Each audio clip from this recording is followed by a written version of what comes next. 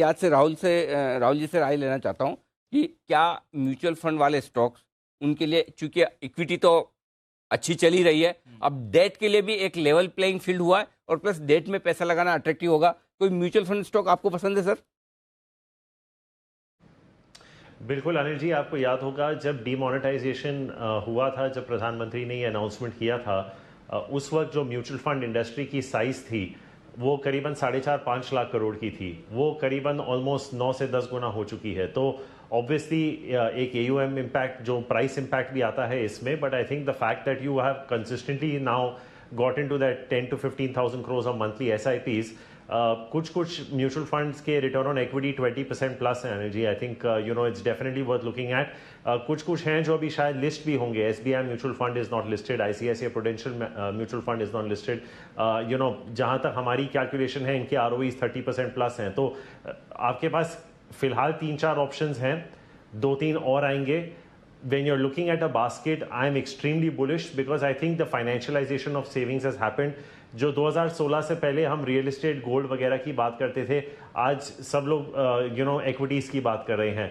हमारे बिजनेस के लिए तो अच्छा ही Anil ji, because our clients are mutual funds, so whichever way the market moves, I'm happy because they have to invest that money in via intermediaries like us.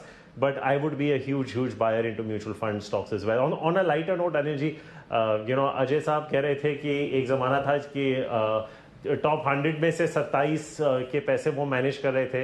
I think वो 27 के manage करते करते वो भी उस टॉप 100 में आ चुके थे। तो I think on a light, जिंदा रहे शेरा, जिंदा रहे।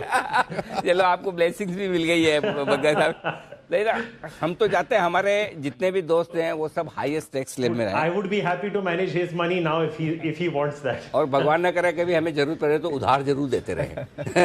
वैसे बहुत ही बढ़िया। ये आपके लिए म्यूचुअल फंड के लिए ये कुछ एनालिसिस इन्फॉर्मेशन दी दे रहे हैं, क्योंकि डेट म्यूचुअल फंड की आप बात करें तो एज परसेंटेज ऑफ AUM सबसे ज्यादा आदित्य बिरला सन लाइफ AMC का है। 42% AUM उनका डेट से आता है। HDFC AMC 32% डेट से आता है। निपॉन लाइफ का 26% आता है। UTI AMC का छोटा पोर्शन है, सिर्फ 8% डेट से आता है। बट आदित्य बिरला AMC पर रखी नजर, 42% आदित्य बिरला सन लाइफ AMC, AB सन लाइफ AMC उसको वो भी लिस्ट हो चुका है, वो उसके लिए सबसे बढ़िया है। फिर HDFC mutual fund, HDFC AMC के लिए अच्छा है, और तीसरा निपॉन लाइफ के लिए, UTI के लिए थोड़ा सा न्यूट्रल सा आप मानकर चल सकते हैं। लेकिन आइए, न्यू टैक्स रिजिम और ओल्ड टैक्स रिजिम को लेकर बहुत सारा कंफ्यूजन है, फाइन प्रिंट्स पढ़ी जा रही है। जब वरिंदर बंसल, TP ओसवाल सर और अरुण गिरी, हमारे तीनों ये एक्सपर्ट एक मत हो जाएंगे, सेम पेज पर आ जाएंगे, तब मैं आपसे राय लूंगा। आ चुके हैं, आना बाकी है? आ चुके हैं सर। ये तो आप तीनों में से आपका वो लीडर कौन है जो आपके बिहाफ पे बात करे? ओसवाल जी, सर बताएं क्या आया है अंडर द न्यू रेजिम। जी सर, जो अभी अमेंडमेंट किया खास, क्योंकि इतना अट्रैक्टिव नहीं था पुराना जी, तो इसको अट्रैक्टिव करने की कोशिश की गई है। लेकिन अट्रैक्टिव को कोशिश करते करते उन्होंने जो पहले एग्जम्पशन मिलता था सेक्शन 80C में, वो हटा दिया। सो उसके कारण क्या होगा, अभी LIC का कंट्रीब्यूशन करेगा, PPF का कंट्रीब्यूशन कुछ करेगा, वो डिडक्शन कुछ मिलने वाला नहीं है न्यू टैक्स रेजिम में। तो वो एक मेजर नुकसान होगा। लेकिन आपने लिमिट बढ़ा दी है, अपने को इल्यूजरी लग रहा है कि हमारा लिमिट 5 से 7 हो गई, इसके लिए अच्छा हो गया, बट ये 1.5 लाख तो निकाल दिया ना। NPS रहेगा कि नहीं रहेगा उसके अंदर? NPS का एडिशनल 50,000 जो मिलता था NPS में, सेक्शन 80C निकल गया, तो निकल गया ना, वो तो उसके बाहर है, वो चेक करना पड़ेगा। बट प्रैक्टिकली लॉजिकली NPS भी नहीं रहेगा। 2 ही सेक्शन उसमें रखे हैं, वो इररिलेवेंट में पढ़ हेल्थ इंश्योरेंस वाला भी नहीं है, हेल्थ इंश्योरेंस का भी नहीं। 80D रहेगा, 80D तो है ना, पड़ेगा 80D तो होना चाहिए। तो आप बोले 5 से 7 लाख जो बड़ा है, सब लोग सेम पेज पर आए नहीं है। नहीं, मुझे मैं वो समझ गया था सर। मेरे लिए तो ये हो रहा है कि 80C में आ गया। सेक्शन 80C है या नहीं है, उन्होंने नहीं रखा है। 80C नहीं है, खाली NPS का, और हम चेक कर लेंगे। लेकिन हाँ, जहां पर 5 इकोनॉमिस्ट हो वहां पर 6 राय आती है, और जहां पर टैक्स एक्सपर्ट 3 हो, वहां कितनी भी एक ही है। अनिल भाई, वन लाइन की गवर्नमेंट को चाहिए कि लोग नए रजीम में जाएं, वो पुश तो कर रहे हैं, इसमें कोई डाउट नहीं है। तो उसके लिए नंबर 1 सोल्यूशन है अगर 15 लाख के ऊपर 30% है और उसके और तब तक से 20% है, तो दे आर ट्राइंग कि मिनिमल एग्जेम्पशन लोग उसी पे जाएं।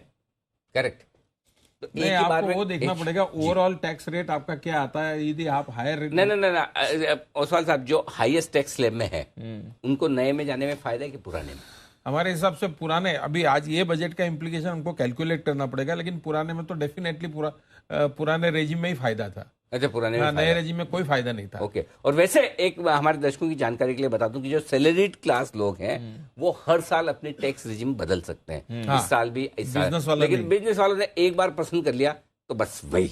और इसलिए हम इस बार बजट से पहले हम वित्त मंत्री जी से अपील भी कर रहे थे, वित्त मंत्री जी ये तो बदलिए, दोनों को छूट दिए। सैलरी वालों का तो क्या है, सैलरी 10% ऊपर नीचे, इससे ज्यादा कुछ फर्क नहीं हो स्टॉक रहा। मार्केट के लिए एक अच्छी न्यूज है कि अगर लोग बता क्यों नहीं रहे अब तक? हाँ, अगर लोग इन्वेस्ट नहीं करेंगे इंश्योरेंस पॉलिसीज में तो स्टॉक मार्केट में इन्वेस्ट करेंगे। अगर टैक्स एग्जेम्पशंस कम हो गए तो लोग पैसा कहाँ डालेंगे फिर? नहीं, फिक्स्ड इनकम अरुण, जब इतना हाई जब रेट आता है ना, फिक्स्ड इनकम में पैसा जाएगा, स्टॉक मार्केट रुकेगा। SIPs have become so popular in the last few years. SIPs तो ठीक है, that is just 4% नहीं, SIP इन्वेस्टमेंट नहीं है, SIP आदत है। ये आदत है, और जिसको एक बार ये अच्छी आदत लग गई वो फिर बदलता नहीं है आमतौर देखिए, पर। जब फिक्स्ड इनकम में ऐसा ज्यादा कंपैरिजन पैसा किया जाता है कि म्यूचुअल फंड का जो फ्लो आता है उसका कंपैरिजन किया जाता है, डेट से एक्चुअली कोई लेना देना है नहीं जी। पिछले 5 सालों में जो बैंक FD इतने नीचे रहा, तो टोटल म्यूचुअल फंड ने जितना पैसा कलेक्ट किया उसका 9 गुना बैंक FD ने कलेक्ट किया है। ओके। और पिछले कैनरा बैंक ने तो बोल दिया कि 3 सप्ताह के अंदर 1 लाख करोड़ इकट्ठा किया। HDFC बैंक बोल रहे हैं कि हमको quarterly deposit target is 1 lakh crore. Mutual fund is a risk asset, तो वहां सबसे बड़ा अट्रैक्शन है what is happening on the real estate. और पिछले 5-7 सालों से रियल एस्टेट के अंदर बड़ा इंक्रीमेंटल पैसा इन्वेस्टर का नहीं गया, करेक्ट, एक्चुअल यूजर का गया। ठीक है। म्यूचुअल फंड के लिए हमने जब भी देखा, जब भी रियल एस्टेट के अंदर स्पेकुलेटिव इन्वेस्टमेंट की बाइंग होती है ना, यहाँ से पैसा निकलता that money get competition. Okay, तो रियल एस्टेट का भी आपको बता दूं एग्जैक्टली क्या हुआ है क्या नहीं हुआ। आइए, रियल एस्टेट के जाने माने दिग्गज और हीरानंदानी ग्रुप के फाउंडर और MD निरंजन हीरानंदानी साहब हमारे साथ कार्यक्रम में शामिल हो रहे हैं। उनसे बढ़िया वॉइस कौन सी हो सकती है बजट पर, रियल एस्टेट के बारे में पूरे बजट का विश्लेषण लेने के लिए। सर बहुत बहुत स्वागत है आपका। बताएं सर, रियल एस्टेट सेक्टर के लिए कैसा रहा है बजट, कुछ खास आया है? मुझे लगता है कि खास देखने को जाए तो नेगेटिव है, क्योंकि सबसे बड़ा जो री इन्वेस्टमेंट के कैपिटल गेन्स टैक्स के बारे में फायदा था, लोग क्या करते थे, जितने भी उनके मकान थे, जूने मकान थे, वो बेच के छोटे मकान 2-2, 3-3 मकान खरीदते थे। और उनकी वैल्यू जो है, छोटी मकान भी हो लेकिन मलबार हिल में हो, कोई अच्छी एरिया में हो, तो उसका 10 करोड़ से ज्यादा कॉस्ट होता था। अभी 2 बच्चे हैं, उनको अलग घर करना है, तो वो बेच के फिर री इन्वेस्टमेंट करते थे। आज की तारीख में इनको जितना टैक्स भरना पड़ेगा, उनके बच्चों को घर ही नहीं मिलेगा। तो मेरे अंदाज से ये एक कष्ट की बात है कि ये बेनिफिट विड्रॉ किया गया है। तो मेरे अंदाज से इसको छोड़ के ओवरऑल कोई रियल एस्टेट में डायरेक्ट इनडायरेक्ट बेनिफिट नहीं है, लेकिन वो स्टैंडर्ड डिडक्शन की बात जो होती है relating to the old scheme and the new scheme, वो तो रहेगी। और धीरे धीरे से जितने भी बेनिफिट्स स्टैंडर्ड डिडक्शन के हैं इन इन्वेस्टमेंट और interest allowance for home loan जो है, वो धीरे धीरे से मुझे लगता है वो विड्रॉ हो जाएंगे। तो ओवरऑल देखा जाए तो रियल एस्टेट के ऊपर उस तरफ से नहीं बेनिफिट हुआ, लेकिन बेनिफिट कहाँ हुआ कि जो इंफ्रास्ट्रक्चर इन्वेस्टमेंट आज की तारीख में किया है और 30% इंक्रीज किया है, वो ओवरऑल देखा जाए तो रियल एस्टेट के लिए बेहतरीन है। अगले साल में 2022 में देखें तो 15 से 20% ग्रोथ रियल एस्टेट के लिए इसलिए हुआ है कि इंफ्रास्ट्रक्चर हर शहर में बढ़ते जा रहे हैं। मुंबई जैसे शहर में 300 किलोमीटर के मेट्रो बन रहे हैं, रोड्स बन रहे हैं, क्रॉस हार्बर ब्रिज बन रहा है, मेट्रो रोड और कोस्टल रोड बन रहे हैं। तो ओवरऑल देखा जाए तो इंफ्रास्ट्रक्चर के बढ़ोतरी के कारण रियल एस्टेट की बेनिफिट तो रहेगी, लेकिन इंडिविजुअली जो बेनिफिट है उस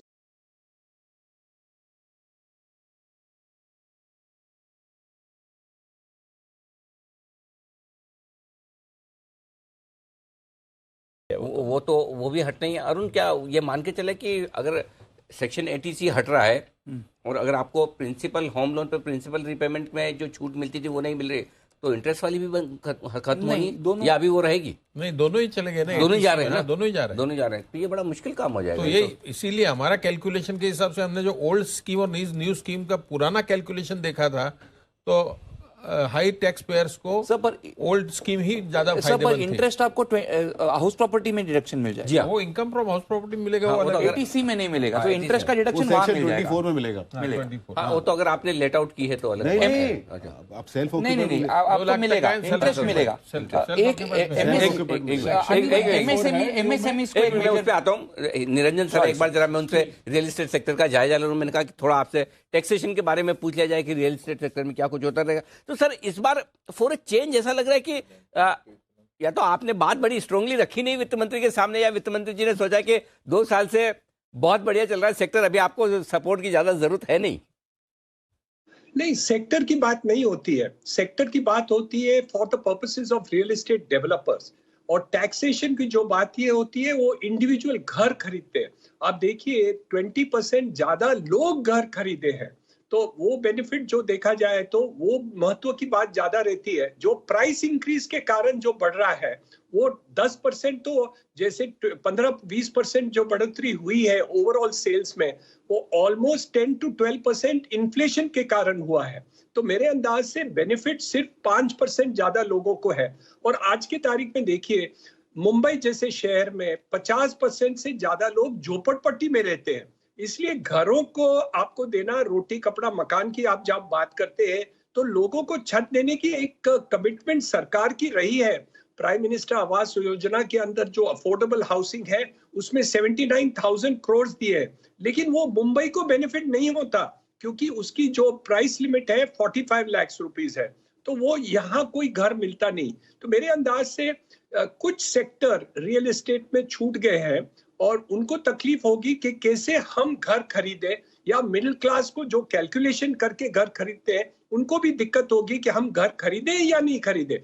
प्रॉब्लम ये नहीं होता कि छोटी घर हो, थोड़ा बड़ा हो, 1 बेडरूम हो, 2 बेडरूम नहीं हो, वो बात नहीं होती है, लेकिन घर को बेघर न हो, ये एक बहुत बड़ी प्रॉब्लम होती है। और ये एक समस्या मिडिल क्लास के ऊपर बहुत एक तकलीफ की बात रहती है। तो सर ये बताइए, फिर जो रियल एस्टेट में पिछले 2 सालों से मोमेंटम आया है अच्छा सेक्टर में भी, लोगों का घर खरीदने का मन भी इसलिए होता है, एक तरफ से आपको घर मिल रहा है, सस्ते ब्याज पर मिल रहा है, ठीक है, और रेडी पोजीशन में मिल रहा है, और साथ ही आपको छूट भी मिल रही है इनकम टैक्स में, तो आप हिम्मत कर लेते हैं कि महंगे घर है फिर भी ले लें चलो। तो क्या वो मोमेंटम थोड़ा लगता है कि अब ढीला हो जाएगा, थोड़े लोग हाथ खींचेंगे, रुकेंगे? मिडिल क्लास के लोग जरूर हिचकिचाएंगे। जो हायर क्लास में थे, जहां हम प्रीमियर सेक्टर है, वहां तो बढ़ोतरी वैसे ही हो रही है, उनको ये कैलकुलेशन की जरूरत नहीं होती। और ये देखा जाए 2022 के अंदर जो हायर इनकम हाउसेस है, जो बड़े प्राइसेस के घर है, उसमें बढ़ोतरी ज्यादा हुई है। This is first time in the history of India, 75 years में आप देखा जाए तो पहली बार अफोर्डेबल हाउसिंग सेगमेंट की जो इंक्रीज हुई है वो कम हुई है, और जो हायर इनकम माना जो 2 बेडरूम, 3 बेडरूम, 4 बेडरूम है, परसेंटेज वाइज वो ज्यादा बढ़ोतरी हुई है। तो मेरे अंदाज से अफोर्डेबल हाउसिंग का, of course it is a bigger segment in total sale, लेकिन ये दिख रहा है कि that segment is not affected because उन लोग को स्टैंडर्ड डिडक्शन या डिडक्शन में कोई रुचि नहीं है, क्योंकि उनके पास खुद के पास कैपिटल होता है या बोरोइंग कैपेसिटी होती है, रीपेमेंट कैपेसिटी होती है। लेकिन मिडिल क्लास को वो हिचकिचाएंगे क्योंकि उनकी कैपेसिटी बढ़ाने की जरूरत थी, और ये 2 लाख रुपया है, उनको बढ़ाने की भी जरूरत है आज की तारीख में। ओके, बिल्कुल। तो ये है आपके लिए पूरी तरह से रियल एस्टेट सेक्टर पर सर का नजरिया। सर बहुत बहुत धन्यवाद आपका हमें समय देने के लिए और पूरी डिटेल में रियल एस्टेट सेक्टर के लिए बताने के लिए। थोड़ी निराशा दिख रही सर के चेहरे पर, राइटली सो, क्योंकि रियल एस्टेट सेक्टर को इस बार बजट से कुछ मिला नहीं। तो ये है आपके लिए पूरा का पूरा एक्शन। आइए, एमएसएमई ये वो सेक्टर है जिसके लिए कुछ बदलाव हुए हैं, और वो बदलाव अरुण आपको बता रहे हैं। अरुण, क्या बदलाव है? जीएसटी पे, आई थिंक जीएसटी पे जिस तरह से कसा है गवर्नमेंट ने कि बिजनेसमैन के ऊपर, स्पेशली छोटे व्यापारियों पर, छोटे बिजनेसमैन पे बहुत बहुत प्रेशर आया है। तो जीएसटी में अभी अरेस्ट करना हो जो पावर्स ऑफिसर के पास है, उसके लिए मिनिमम 2 करोड़ का डिफॉल्ट होना चाहिए। पहले कितना था? 1 करोड़। अच्छा, तो उसका 2 करोड़ किया है। ओके। तो इम्पोर्टेंट 2 करोड़ से कम का डिफॉल्ट है तो अरेस्ट नहीं होगा ना, ये 2 करोड़ बदलाव से कम। है। हाँ, और पहले 1 करोड़ से 1 करोड़ तक का भी डिफॉल्ट, 1 करोड़ से ज्यादा का डिफॉल्ट होता था तो अरेस्ट कर सकते थे। अब 2 करोड़ से ज्यादा का डिफॉल्ट है जीएसटी में तो ही अरेस्ट होगा, तो थोड़ी रिलीफ है। जी sir. 122 amendment income tax act में इंट्रोड्यूस किए गए। लास्ट 5 साल में मैंने देखा कि ये हाईएस्ट है। अच्छा, करीबन 80 से 100 अमेंडमेंट हुआ करते थे, लेकिन इस समय 122 है। बट सब्सटेंशियली प्रोसीजरियल है, जो सब सेक्शन है, प्रोसिक्यूशन रिलेटेड वगैरह वगैरह है, रिटर्न फाइलिंग वगैरह। तो आप क्या पसंद करते हैं, ज्यादा अमेंडमेंट आए और आप लोग की एकदम अहमियत और पूछ बनी रहे बजट के डिपेंड दिन करता है। यदि या मैं कम से कम टैक्स आए? पेयर के हिसाब से पूछना चाहोगे तो मैं नहीं करूँ, मैं चाहूंगा नहीं रहे। जी। एक टैक्स कंसल्टेंट के हिसाब से आप कहते हो बराबर है। बिल्कुल ठीक बात है। और इसीलिए तो हमारे साथ 2 दिग्गज टैक्स कंसल्टेंट है, अंतर्राष्ट्रीय टैक्सेशन और हमारे देशी टैक्सेशन के जाने माने विशेषज्ञ टीपी ओसवाल साहब। बिल्ली का गेम है। और मैंने विजय जी ने चूहे बिल्ली का गेम है कि आप जो भी अमेंडमेंट लाओ, ओसवाल जी ऐसे कंसल्टिंग और एडवाइजरी देंगे कि वापस डिपार्टमेंट को जाके वो चेंज करना पड़ेगा। तो इसीलिए अमेंडमेंट्स होते हैं। मैं हमारे दर्शकों को बताना चाहता हूं, क्योंकि आप आमतौर पर ओसवाल साहब से रोज मुलाकात नहीं करते, कम करते हैं, लेकिन ओसवाल साहब हमारे देश में इंटरनेशनल टैक्सेशन के सबसे बड़े एक्सपर्ट्स हैं और उनकी ढेर सारी ऐसी रिकमेंडेशंस हैं जो इनकम टैक्स डिपार्टमेंट और सरकार सुनती है, फाइनेंस मिनिस्ट्री सुनती है। और अरुण टैक्स सूत्र नाम के जो पूरा पोर्टल चलाते हैं जहां पर जबरदस्त टैक्स से रिलेटेड सारे के सारे एक्शन वाली आपको पॉइंट मिलती है। और मंत्री साहब खुद सीए हैं, तो मतलब अच्छा खासा टैक्सेशन के ये जरूरी, क्योंकि बजट के दिन टैक्स की समझ रखना भी। आई थिंक वो जो स्टार्टिंग में वरिंदर पॉइंट मेक कर रहे थे ना, 12 दिन का सरकार ने प्लान बनाया बजट एक्सप्लेन करने के लिए। आई थिंक यही सारे प्रोविजंस हैं जो लोग एक्सप्लेनेशन जानना भी चाहेंगे उसमें, कि इतना कंफ्यूजन अगर हमें स्टूडियो में एक्सपर्ट्स के साथ हो रहा है, फिर आम जनता को कितना होगा। ठीक बात है। बट इंश्योरेंस में बवाल होगा। नहीं, इंश्योरेंस रिलेटेड जो भी अमेंडमेंट है वो प्रोस्पेक्टिव है। एग्जैक्टली, रिट्रोस्पेक्टिव नहीं है। जैसे पुरानी लाइफ इंश्योरेंस पॉलिसी अगर आपने ली हो तो उसी में चलेगी। हाँ, वो वैसे ही नहीं तो समझो अच्छा तो उसको क्लेरिफाई करता हूँ। तो मैं अगर समझो एक मिनट मेरा सवाल सुन ले, जवाब कोई भी दे सकता है। मैं पुरानी टैक्स रिजिम में हूँ, मैंने इंश्योरेंस पॉलिसी ले रखी है, लाइफ इंश्योरेंस पॉलिसी, मैं प्रीमियम भरता हूँ, ठीक है। अब आप कह रहे हैं कि नई टैक्स रिजिम में आपका एटीसी उड़ गया, पुरानी में तो चलता रहेगा, कोई दिक्कत नहीं, करेक्ट।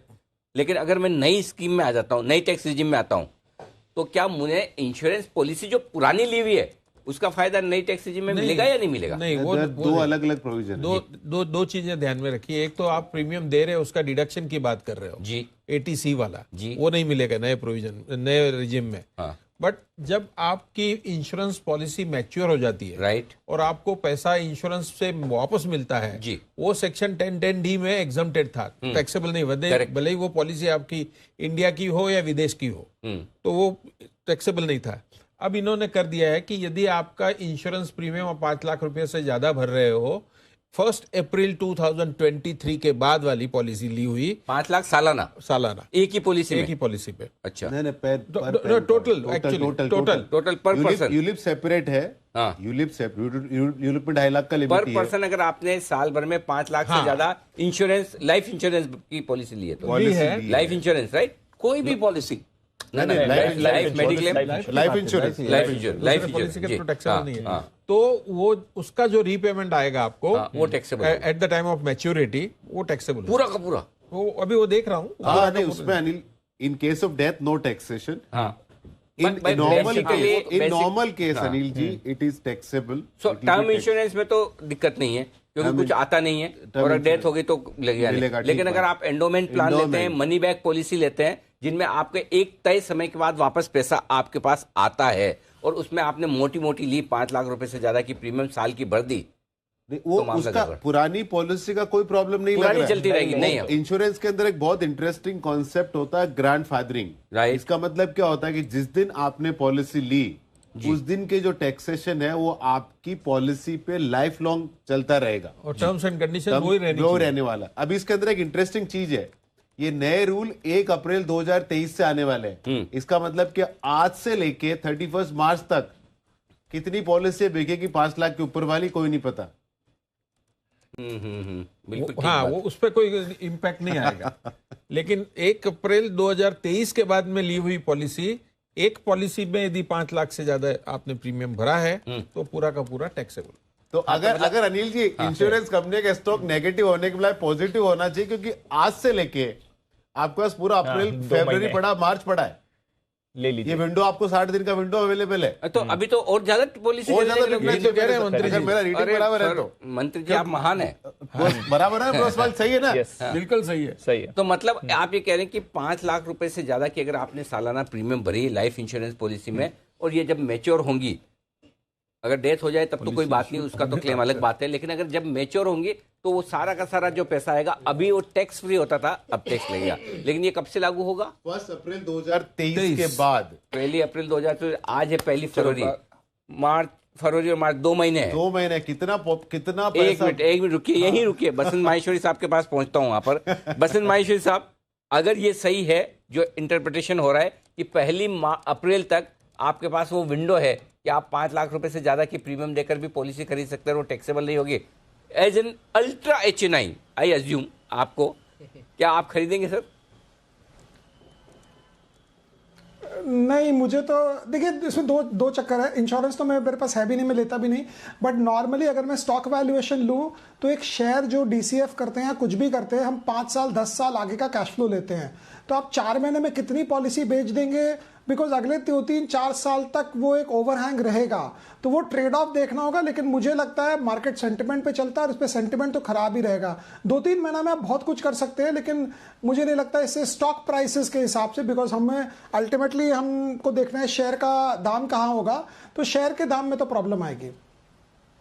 बड़ी गिरावट आ रही है। हालांकि मंत्री साहब का पॉइंट ठीक है कि आप 2 महीने में जितनी पॉलिसीज लेना चाहें ले लीजिए, 1 अप्रैल से ये लागू होगा, बट उसके बाद ऑफ कोर्स बड़ा हिट है इनके बिजनेस के लिए। 10% के सर्किट की तरफ HDFC लाइफ जा रहा है, अभी 9.5 नीचे था। वागले साहब एक बार HDFC लाइफ देखें, सबसे बड़ा इंपैक्ट इसी पर आ रहा है। हालांकि पूरा इंश्योरेंस सेक्टर ब्लीड कर रहा है इस समय। अब अगले लेवल्स क्या निकल कर आते हैं? 530 के नीचे आ गया HDFC लाइफ।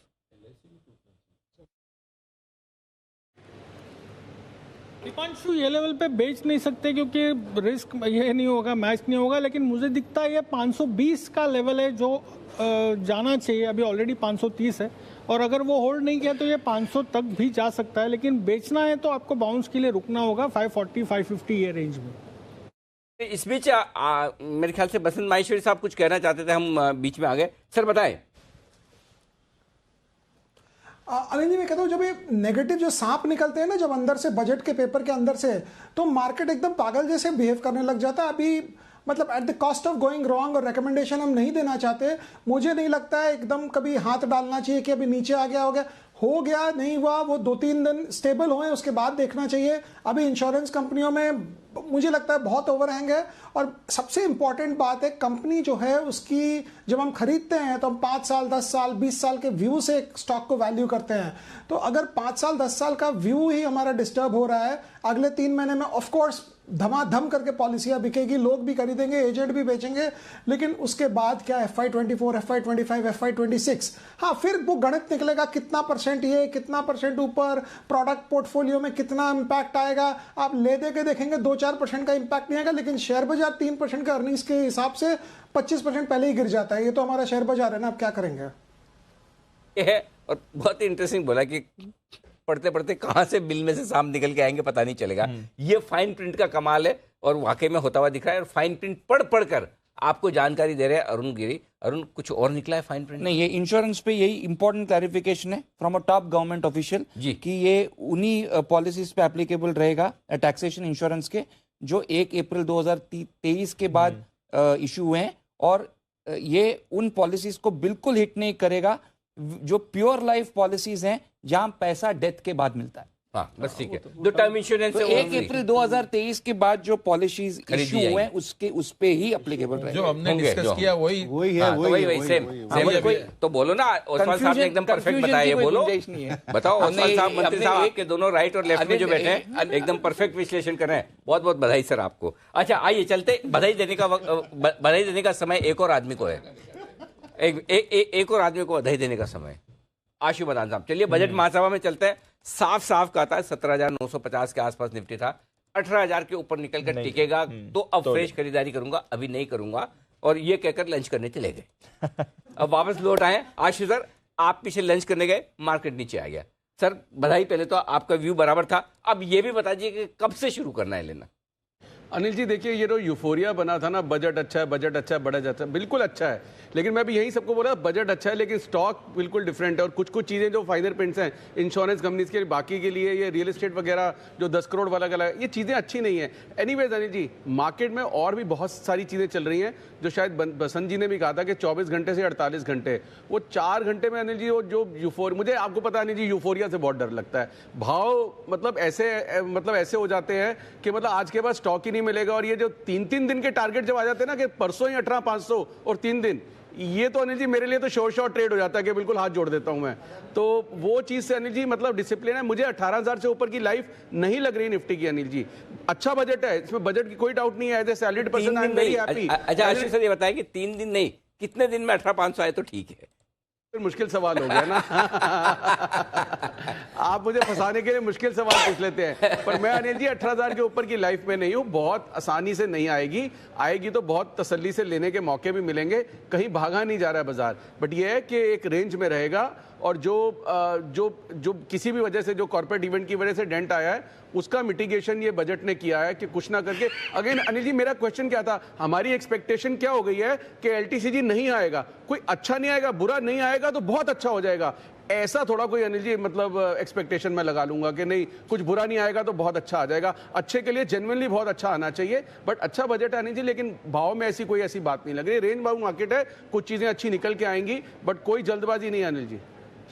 तो आराम से खरीदे, धीरे धीरे खरीदे, कोई हड़बड़ी और कोई जल्दबाजी है नहीं। और बाजार अब एक बार लाल निशान में भी थोड़ा सा दर्शन तो होते हुए दिखे, लाल के आसपास पहुंचे, दिखे थे मुझे ही दिखे। अच्छा, फ्यूचर्स में दिखे, निफ्टी फ्यूचर्स लाल निशान में है, हालांकि ये स्पॉट पे अभी भी हरे निशान में आपको नजर आएगा। तो इसका मतलब ये कि प्रीमियम तेजी से घटी है, क्योंकि 50 पॉइंट ऊपर आपको निफ्टी दिखेगा इस वक्त स्पॉट मार्केट में, और फ्यूचर्स देखेंगे तो आपको दिखेगा लाल निशान में। इसका मतलब क्लियर कट है कि यहाँ पर आपकी प्रीमियम काफी तेजी से घटती हुई दिख रही है, यानी करीबन 50 पॉइंट की प्रीमियम उड़ गई है। जो फाइन प्रिंट हम डिस्कस कर रहे थे, आई थिंक अब बाजार उसे रियलाइज कर रहा है, क्योंकि बैंक्स भी ऊपर से आधी गेन्स गिव अप करती हैं बैंक निफ्टी ने। इस समय 1300 पॉइंट ऊपर था, अब सिर्फ 500 पॉइंट आपको। बिल्कुल।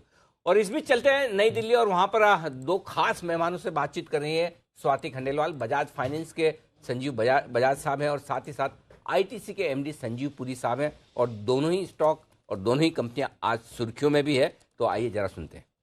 We were seeing a K-shaped recovery, और सीआई की ये रिकमेंडेशन थी कि लोअर इनकम सेगमेंट में इनकम टैक्स रेट्स में सपोर्ट दे। We are seeing that very much announce over there as well.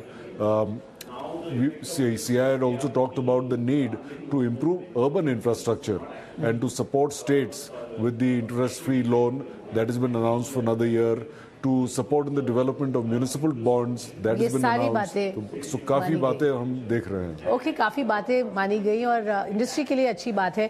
Sir, agree पर बहुत अच्छा फोकस दिया गया और टेक्नोलॉजी इनेबल्ड एग्री सर्विसेज पर सरकार ने यहाँ बात की। कैसे देख रहे हैं आपके हिसाब से, आपको सबसे ज्यादा क्या पसंद आया फाइनेंस मिनिस्टर की बजट स्पीच में?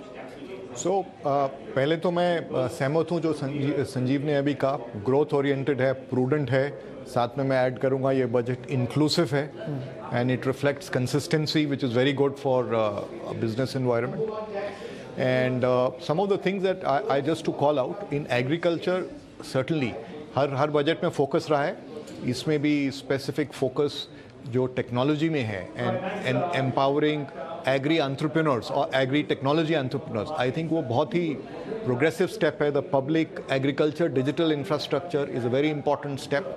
It's really going to help in transforming agriculture. And the second area also regarding the cluster-based approach. वो भी एक, you asked about it, so let me also add that was also part of the CII suggestions. So because जो FPO और Agri Infrastructure Fund का जो foundation एक बना था, उसको स्केल लाने के लिए cluster based value chain approach बहुत बढ़िया है। और वो अभी एक कॉटन में हो रही है, और hopefully over time based on experience और क्रॉप्स में भी हो सकता है। Second area I want to call out which बहुत बढ़िया था कि ये टूरिज्म का फोकस, बिकॉज टूरिज्म की इकोनॉमिक मल्टीप्लायर्स बहुत हैं, इसमें बहुत small enterprises, self employed people ecosystem में जुड़ सकते हैं, जो 50 साइट्स आइडेंटिफाई करके and really promote them and develop them. I think इससे बहुत एम्प्लॉयमेंट क्रिएट होएगी, ट्रिमेंडस इकोनॉमिक मल्टीप्लायर। है आपके लिए सीआईए की तरफ से बड़ा पैनल, जहां पर आईटीसी के एमडी संजीव पुरी साहब और बजाज फिनसर्व के एमडी संजीव बजाज साहब बात करते हुए दिख रहे हैं। एक छोटे से ब्रेक का वक्त है, जल्द लौटेंगे।